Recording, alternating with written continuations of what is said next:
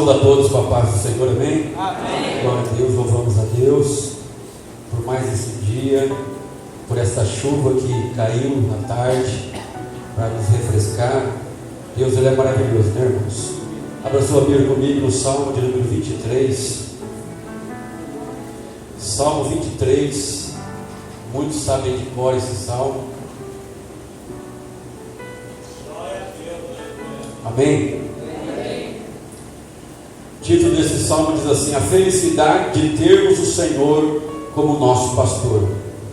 O Senhor é o meu pastor, nada me faltará. Deitar-me faz em verdes pastos e guia-me mansamente às águas tranquilas. Refrigera minha alma, guia-me pelas veredas da justiça por amor do seu nome. Ainda que eu andasse pelo vale da sombra da morte, não temeria mal algum, porque tu estás comigo. A tua vara e o teu cajado me consolam. Preparas uma mesa perante mim na presença dos meus inimigos. Unge a minha cabeça com óleo e o meu cálice transborda. Certamente que a bondade e a misericórdia me seguirão todos os dias da minha vida, e habitarei na casa do Senhor por longos dias. Podeis tomar o teu assento glorificando o Senhor.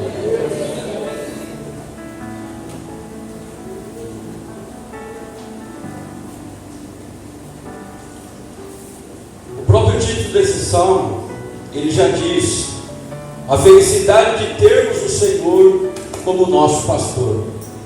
Se nós tivermos Ele como nosso pastor, pode ter certeza que vai ser uma vida de felicidade.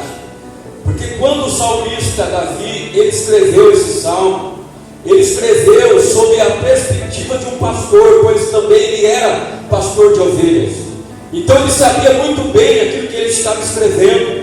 E esse salmo eu gosto muito dele, porque ele traz para nós várias revelações espirituais da parte de Deus para a nossa vida. E eu quero destacar, com a ajuda do Espírito Santo, algumas delas para a nossa vida. O versículo 1, Davi já começa dizendo: o Senhor é o meu pastor, nada me faltará. Portanto, ele tinha o Senhor como seu pastor pessoal. E eu entendo que nós, como servos de Deus, nós temos que ter a Cristo Jesus como nosso sumo pastor também, como nosso pastor pessoal, aquele que cuida de nós, aquele que nos guarda, aquele que vigia sobre as nossas vidas. Então ele é o nosso pastor pessoal. E da mesma forma que um pastor, ele tinha o cuidado das suas ovelhas, da mesma forma também é o nosso Jesus. Ele é o bom pastor, ele cuida das suas ovelhas. Portanto, ele cuida de cada um de nós, se nós tivermos ele como nosso pastor. Só que o versículo 1 já nos ensina uma verdade espiritual: o Senhor é o meu pastor, nada me faltará. Portanto, se ele é o nosso pastor, nada vai nos faltar. Se ele é o nosso pastor, nós não devemos nos preocupar com coisa alguma, porque assim como o pastor, ele cuida do seu rebanho, ele cuida de cada ovelha, até a ponto, se uma se desgarrar, ele ir atrás daquela que se desgarrou e trazer de volta para o redil. Assim também é o nosso Cristo, assim também é o nosso Senhor. Portanto, nada vai te faltar. E se nada vai te faltar, por que muitas das vezes então nós andamos tão preocupados? Se ele é o nosso pastor pessoal, se ele não deixa faltar nada para a ovelha, por que nós estamos preocupados? Irmãos, é tempo de nós crermos mais na palavra de Deus, é tempo de nós nos apropriarmos das verdades, das promessas da palavra de Deus para a nossa vida, para que a palavra de Deus ela venha surtir efeito na nossa vida, porque de nada adianta você conhecer esta passagem, mas se você não crer nela, se nós não cremos nela, de nada adianta. A palavra ela só tem efeito na minha vida quando eu creio e quando eu aplico ela na minha vida. Não, o Senhor é meu pastor, portanto nada vai me faltar. Não vai faltar o que comer, não vai faltar o que beber, não vai faltar o que vestir, não vai faltar um teto sobre a minha cabeça, porque Ele é o meu pastor, Ele cuida das suas ovelhas. E a palavra de Deus diz no Salmo 100, vai nos ensinar uma outra verdade espiritual. Está dizendo lá no Salmo 100, foi Ele que nos fez povo seu e ovelhas do seu pasto. Você está no pasto do bom pastor. E no pasto do bom pastor, querido, não vai faltar nada. Tem alimento, fala assim, no pasto do bom pastor tem alimento à vontade. A grama é verde. Ele vai dizer no verso 2: deitar-me fazem verdes pastos. Então, no pasto do bom pastor a grama é verdinha. Tem alimento à vontade. Não é preciso a ovelha se desgarrar e ir para um outro redil, para um outro pasto, porque no pasto do bom pastor tem grama verde, tem alimento à vontade. E o próprio Davi está dizendo: deitar-me faz em verdes pastos. Isso ele está falando do sustento de Deus. Não falta alimento espiritual para a ovelha que faz parte do rebanho do sumo pastor, porque é ele que alimenta, é ele que prepara o alimento, é ele que prepara o pasto verdejante. E ele está dizendo: olha, deitar-me faz em pasto verdejante. Então, meu querido, isso para nós, de certa forma, é motivo de nós nos tranquilizarmos. Se ele é o nosso pastor, não vai faltar o alimento, não vai faltar pasto verdejante para mim e para você. A coisa mais terrível do mundo é quando você vê um pasto seco, né? Principalmente quando eu vejo, causa muita tristeza em mim.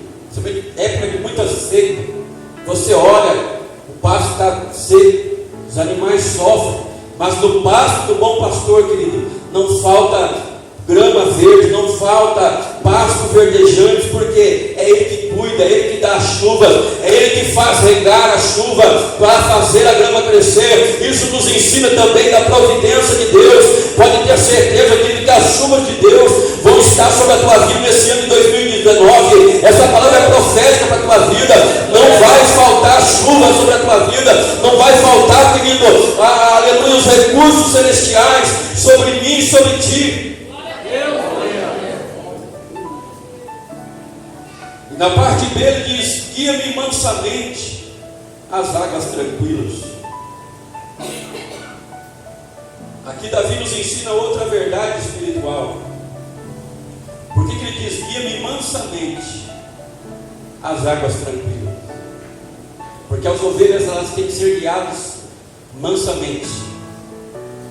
E por que ele fala de águas tranquilas? As ovelhas são animais que elas se assustam muito fácil. Portanto, se ela chegar à beira do riacho para beber, e se as águas forem turbulentas, a ovelha não bebe. Porque pelo barulho das águas sendo agitada, ela se assusta, ela não consegue beber. Então está dizendo: guia-me mansamente às águas tranquilas. Quando diz aqui águas tranquilas, está dizendo, querido, que ele vai te guiar às águas tranquilas. A água nos fala da própria palavra de Deus. E eu entendo, meu querido, que ela vai saciar nossa sede, mas é nos momentos de tranquilidade que eu e você tem. Saiba que as maiores revelações que eu já recebi da Bíblia Sagrada não foi em momentos de agito, não foi em momentos de barulho, não foi em momentos, querido, de grande barulho, não, pelo contrário, foram em horas tranquilas, em hora que ele estava sozinho, eu e Deus. E ali a palavra, a revelação de Deus, ela veio sobre a minha vida, porque ele vai saciar minha sede espiritual em horas tranquilas, em águas tranquilas. Então, quando diz águas tranquilas, ele está nos dizendo que nada vai te espantar, nada vai te assustar. Assim como a ovelha, ela só conseguia beber em águas tranquilas, porque do contrário ela se assustava. Essa palavra está dizendo que ele vai te guiar às águas tranquilas, ou seja, nada vai tirar a tua paz, nada vai te assustar, você não vai se espantar com nada. Por quê? Porque ele é o teu pastor, ele está contigo, ele está te guardando.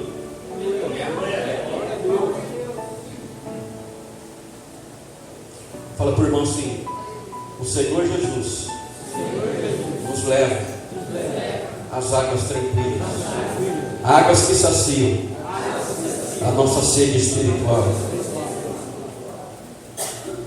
Verso 3: refrigera a minha alma. Está falando de refrigério. O refrigério da alma, ela traz para nós uma calmaria, ela traz para nós um descanso. O que é um refrigério? Quando você está sufocado pelo calor do dia, você entra debaixo de uma sombra e ali você sente aquele refrigério, aquela calmaria da parte daquela sombra. E eu entendo que na presença de Deus, na presença do bom pastor também é a mesma coisa. Ele vai trazer refrigério para a nossa alma, porque muitas das vezes, irmãos, a nossa alma, ela está muitas das vezes atormentada por tantas coisas. Muitas das vezes a nossa alma, ela não descansa. Muitas das vezes a nossa alma está preocupada. O próprio Davi, ele ilustra bem isso em várias partes dos Salmos. Davi dizia: por que estás abatido, a minha alma? Por que te perturbas dentro de mim? Espera em Deus, porque ainda o louvarei. Então, quando ele fala aqui de refrigério da alma, ele sabia muito bem o que ele estava dizendo, porque ele, por muitas das vezes, experimentou o refrigério de Deus. E eu digo para ti nessa noite, talvez você chegou aqui, querido, com a tua alma preocupada, com a tua alma atormentada, mas nessa noite tem refrigério da parte do bom pastor para você.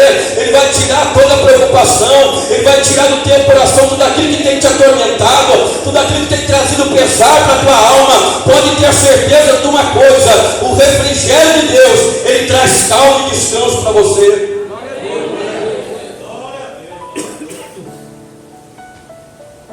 Então, querido, vai haver refrigério, não vai haver mais tormento, não vai haver mais espanto, porque Ele é o nosso pastor. Parte B do versículo 3: guia-me pelas veredas da justiça. Veredas nos fala de caminhos. Guia-me pelas veredas da justiça. Ou seja, o bom pastor, ele vai nos guiar somente por caminhos justos, somente por caminhos que agradam a Ele. Nós somos a ovelha, Ele é o nosso pastor, e Ele vai nos conduzir a cada dia por caminhos de justiça, por caminhos que agradam a Ele, por caminhos que, através de nossa vida, nós venhamos proclamar a justiça do nosso Cristo, o Cristo que nos justificou na cruz do Calvário. Então, meu amado, eu digo para ti nesta noite, tenha certeza, se Ele está te guiando, Ele vai te guiar por caminhos de justiça. Talvez até hoje você tenha sido prejudicado, talvez até hoje pessoas têm te passado a perna, pessoas têm te passado para trás, mas Deus está te guiando por um caminho de justiça, e nesse caminho de justiça, Ele próprio vai fazer justiça na tua vida, porque Ele é o teu pastor e nada te falta. Fala para esse irmão assim: é Deus que te justifica, irmão. Não fica brigando com o homem, não. Entregue somente a Deus.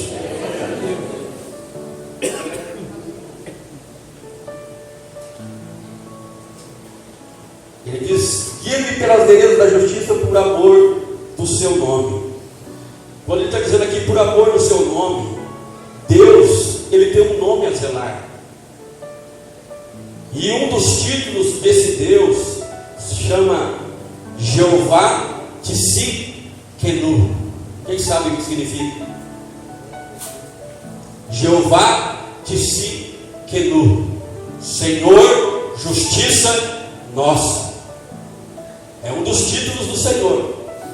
Jeová Tsidkenu, Senhor, justiça nossa. Nós cantamos, varões, canta aquele cântico lá. Jeová Rafa, meu Senhor, que cura toda dor. Tsidkenu Yahvé, minha justiça é. Vocês não ouvem e não prestam atenção, né?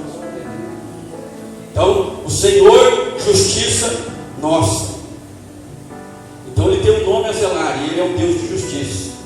E por Ele ser um Deus de justiça, é mais do que suficiente para nós descansarmos e esperarmos pela justiça dEle. A justiça do homem é falha, mas a justiça de Deus jamais ela tarda. Ela chega na hora certa e ela age ao favor daqueles que estão esperando por ela. Versículo 4: ainda que eu andasse pelo vale da sombra da morte, não temeria mal algum, porque Tu estás comigo. Então olha o cuidado desse pastor. O próprio Davi dizia: ainda que eu viesse andar pelo vale da sombra da morte, eu creio que nenhum de nós que aqui estamos, irmãos, passamos pelo vale da sombra da morte. Alguém já passou pelo vale da sombra da morte? O que é o vale da sombra da morte? É experiências que você achou que você ia partir dessa para melhor. Você achou que isso seria o fim da tua vida. Mesmo nessa situação, Davi pôde dizer: ainda que eu andasse pelo vale da sombra da morte, não temeria mal algum, porque tu estás comigo. Eu creio que nenhum de nós já passamos pela experiência de andar pelo vale da sombra da morte, porque eu creio que ninguém aqui passou por lutas a ponto de andar pelo vale da sombra da morte. Ninguém aqui passou de experiência de quase ter morrido. Mas Davi está dizendo que mesmo que isso aconteça na nossa vida, nós não podemos temer mal algum, porque Ele está conosco, Ele é o nosso pastor. Ele vai dizer: a tua vara e o teu cajado me consolam. Ele diz duas coisas distintas: vara e cajado. A tua vara e o teu cajado me consolam. O cajado, irmãos, ele serve para apacentar a ovelha, mas se você prestar atenção, o cajado, ele é curvo. Por que ele é curvo? O cajado, ele serve, aquela parte curva, para enroscar justamente no pescoço da ovelha quando ela está se desgarrando. O pastor, ele enrosca aquela parte curva do cajado no pescoço da ovelha e ele traz novamente para o meio do rebanho. Então, muitas das vezes, o próprio Deus ele vai fazer a mesma coisa conosco. Só que isso reflete para nós o cuidado dele. Tanto que Davi está usando a expressão aqui, ó: a tua vara e o teu cajado me consolam. Isso está mostrando para nós o cuidado que ele tem por nós. Por mais que muitas das vezes os nossos pés queiram se desgarrar, queiram se desviar, a vara do bom pastor, o cajado do bom pastor, melhor dizendo, ele vai nos trazer de volta para o caminho, ele vai nos trazer de volta para o rebanho. Por quê? Porque Ele é que tem consolo para nós. É Ele que muitas das vezes, querido, quando nós pensamos em sair do caminho por alguma decepção, por alguma luta, por alguma adversidade, Ele nos traz de volta para o caminho, Ele nos traz consolo. E a vara, para que servia a vara, pastor? A vara servia para afugentar algum animal que viesse querer pegar alguma daquelas ovelhas. Aí ele deitava a vara na cabeça do animal. Então, querido, nos mostra aqui o cuidado que ele tem para nós. Então, a vara dele, o cajado dele, nos consola. Então, se muitas das vezes o pastor está pregando uma palavra dura, não entristece com o pastor, não. Isso é o cuidado de Deus, é o bom pastor querendo que você não venha se desgarrar, não venha se desviar. É o pastor te trazendo de volta para o meio do rebanho, querido. Isso nos mostra o cuidado dele para a nossa vida. Então não se entristeça com o pastor, não. O pastor só está obedecendo o seu pastor. Verso 5: preparas uma mesa perante mim na presença dos meus inimigos.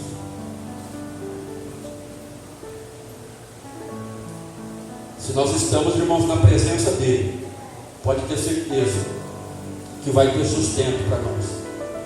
Prepara uma mesa perante mim na presença de quem? Dos meus inimigos. Então isso nos fala do sustento de Deus. Então vai haver sustento. E também fala sobre a vitória sobre os nossos adversários. Porque está dizendo na presença dos meus inimigos. Então está dizendo aqui que Deus, aleluia, Ele vai te sustentar. E Deus também, Ele vai te dar vitória sobre os teus inimigos. Porque Ele vai preparar uma mesa para você, uma mesa farta, uma mesa preparada, mas na presença dos teus inimigos.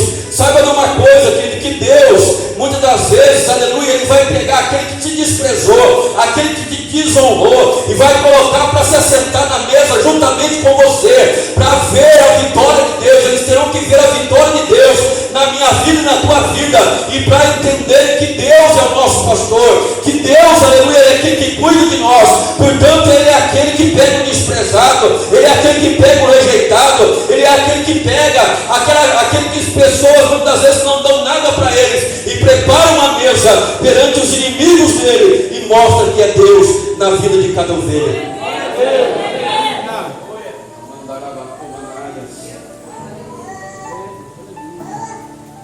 Então, por isso que você tem que pedir para que Deus venha abençoar o teu inimigo, porque ele vai se assentar na mesa com você. Pede para Deus matar, não, sem oração de macumbeiro. Senhor, abençoa, dá bastante vida para o meu inimigo, porque ele vai ter que ver que o Senhor é Deus na minha vida.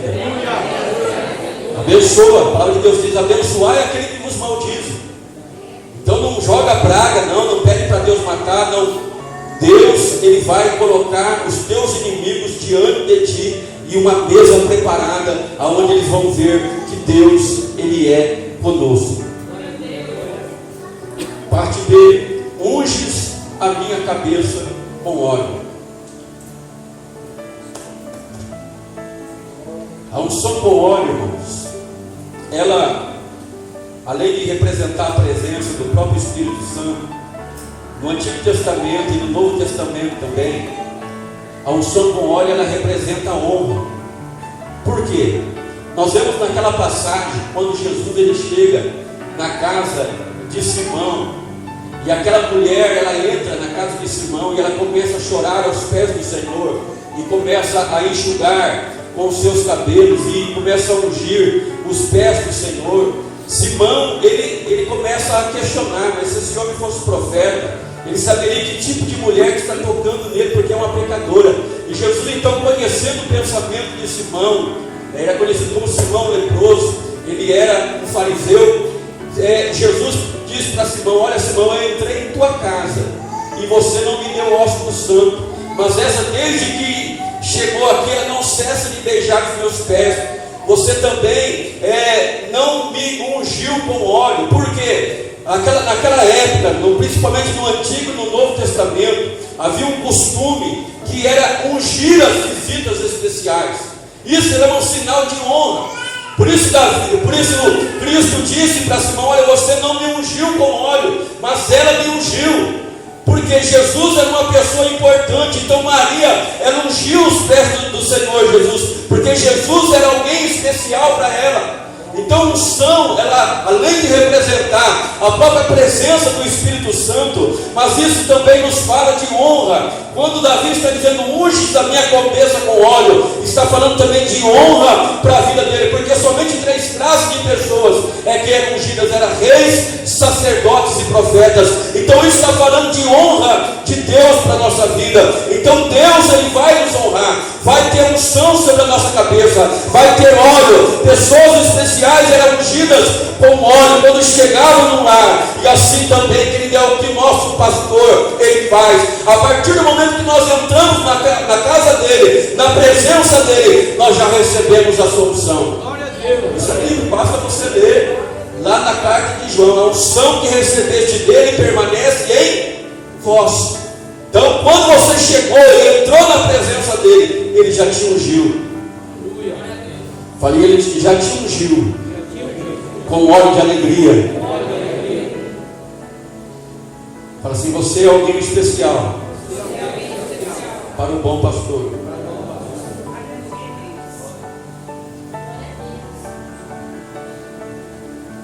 Na última parte do versículo 5 diz assim: e o meu cálice transborda. O cálice ele servia para quê? Para que ele servia o cálice? O que se colocava dentro do cálice?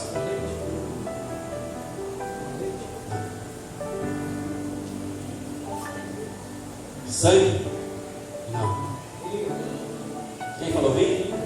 Mombi? Parabéns, vinho. O cálice ele servia para pôr vinho, para tomar vinho. Então quando ele está dizendo aqui, olha, unge a minha cabeça com óleo, o meu cálice transborda. Os historiadores dizem que quando Davi ele foi ungido como rei de todo Israel, ele pega o cálice de ouro que ele tomava vinho, e ele manda o sacerdote derramar óleo sobre a sua cabeça. E ele era barbudo, tinha uma barba ruiva, e ele coloca o cálice debaixo daquela barba, e aquele óleo começa então a escorrer pela cabeça dele, começa a se escorrer pela barba, e vai caindo dentro daquele cálice. E enquanto o cálice não transbordou, ele não deixou o sacerdote parar de derramar óleo sobre a sua cabeça. Sabe que isso está nos dizendo, querido? Que além de honra, vai ter, aleluia, sobre a minha vida e a tua vida, de presença gloriosa do Espírito Santo sobre nós, de presença de Deus. Mas quando está dizendo aqui também de cálice, o cálice ele era usado para pôr vinho, e o vinho, querido, na Bíblia Sagrada, ele representa alegria. Então, se Jesus Cristo, ele é o nosso pastor, não vai faltar alegria, você vai andar alegre, você vai andar feliz, porque ele é o teu pastor, é ele que cuida de você. Então vai ter alegria, querido, porque aonde Jesus chega, há abundância de alegria. A Bíblia diz lá em João 2, que ao terceiro dia ele sobe às bodas de Canaã. E chegando lá, o que aconteceu? Acabou o vinho. Mas o que Jesus fez? Ele transformou água em vinho. E um vinho muito melhor. Quando o mestre Sala provou, ele chama a esposa e diz: olha, todo mundo oferece o inferior, oferece o bom, depois quando já beberam bastante, o inferior. Mas tu conservaste até agora o bom vinho, porque o vinho de Jesus, ele é o melhor vinho. Mas isso está nos falando de alegria, não é para você botar a cara de vinho, não. Daí já vai te pegar aqui sim. E o vinho de hoje não tem nada a ver com os vinhos bíblicos. Ah, não é um galinho de vinho, isso aí é desculpa de quem quer encher a cara. O vinho bíblico, para você se embriagar, você tinha que beber de cedo até a tarde. Basta você ler Atos 2. Quando eles receberam o batismo do Espírito Santo, e o povo viu aquele barulhão, começaram a zombar, dizendo: nós estamos cheios de mosto, estão cheios de vinho. Pedro, tomando a palavra, disse: como pode estar cheio de vinho, se é a terceira hora do dia, se são 9 horas da manhã? Por quê? Para uma pessoa se embriagar com vinho, tinha que beber de cedo até a tarde. Livro do profeta Isaías: ai daqueles que levantam pela manhã e seguem a bebedice, e ficam até de noite, até que o vinho os esquente. Então o vinho bíblico ele é totalmente diferente do vinho de hoje. Então não vai encher a cara de vinho, não acha nada para mim ficar alegre. Essa alegria aí, querido, não é alegria de Deus, não. Tem muitos crentes que gostam de encher, encharcar a cara. Até cervejinha você toma. E aí Jeová te pega na curva. Então fala assim: se ele é o nosso pastor, não vai faltar alegria. Então, irmão, para de ficar andando com essa cara que parece que foi batizado no vinagre. Alegre. Ele é o teu pastor. Alegre. Alegria. A alegria do Senhor é a nossa fraqueza. O que é? Força. A alegria do Senhor é a nossa força. Estamos começando o ano aí. E quantos crentes cabisbaixos, quantos crentes desanimados, dizia isso ontem lá em Assis. Quantos crentes desanimados, quantos crentes cabisbaixos. E eu estou orando para Jeová, querido, vir e injetar em você uma porção de biotônico de soltura do céu, para tirar essa anemia, para você se ficar de cara erguida, de cara para cima, e entender que Ele é o teu pastor.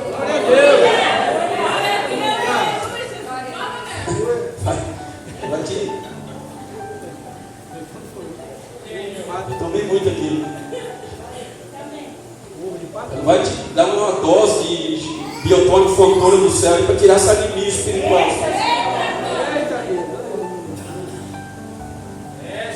Então, irmãos, quando nós estamos na presença dele, ele nos enche de alegria, ele enche a nossa alma de alegria. A quinta coisa que eu aprendo está no versículo 6, diz assim: certamente que a bondade e a misericórdia do Senhor me seguirão todos os dias da minha vida. Então, quando nós estamos na presença dele, o bom pastor, ele coloca 2 serviçais à nossa disposição: amor e o que? Misericórdia. Irmãos, essas duas coisas são as coisas de mais importância na vida do crente: amor e misericórdia. Por quê? Então, por que eu estou dizendo aqui que ele coloca à nossa disposição 2 serviçais: o amor e a misericórdia? Por quê? O amor, ele supre as nossas necessidades. Ai, se não fosse o amor de Deus, se não fosse a graça, o amor de Deus. Então, por Ele nos amar, Ele cuida de nós. Então isso nos fala que Ele vai suprir as nossas necessidades. A misericórdia é aquilo que faz com que Deus, Ele apague as nossas transgressões. Se não fosse a misericórdia dEle também, há muito que nós teríamos sido consumidos. Então, quando nós andamos na presença dEle, o salmista está dizendo ali que certamente a bondade e a misericórdia me seguirão todos os dias da minha vida. Então para de dizer, pelo amor de Deus, se falar perto de mim eu vou puxar a orelha. Eu acho que Deus não me ama, não. Está dizendo que o amor e a misericórdia dele vão nos seguir todos os dias. Então pare com esse pensamento. Será que Deus me ama? Irmãos, isso aí fere o coração de Deus, irmãos. Se você é filho, vai falar isso para um pai, para uma mãe sua. Será que você me ama? Será que a senhora me ama? O senhor me ama? Para ver se ele não vai se entristecer. Agora, se um pai, se uma mãe já se entristece com essa atitude do filho, quanto mais Deus. Então está dizendo que o amor e a misericórdia, a bondade e a misericórdia vão te seguir todos os dias. Na versão atualizada fala amor, o amor e a misericórdia, mas é a mesma coisa. Bondade, ela faz parte do amor de Deus. Vão te seguir todos os dias. Então todos os dias da tua vida vai ter a bondade de Deus. A bondade de Deus vai estar sobre a tua vida, o amor dele e a misericórdia dele. E ele conclui dizendo: e habitarei na casa do Senhor por longos dias, ou para todo sempre. Quantos querem habitar lá? Eu quero. Então, querido, nessa noite eu deixo essa palavra ao teu coração, uma palavra simples, mas eu creio que ela expressou o cuidado que o Senhor Ele tem por nós. Então, se você chegou aqui preocupado, sem saber o que fazer, descanse nesse pasto verdejante do bom pastor. Vai até as águas tranquilas e bebe dessas águas tranquilas que representam o próprio Cristo Jesus. Ele diz: se alguém tem sede, venha a mim e beba, porque Ele é humilde e manso. Então nessa noite coloque-se de pé.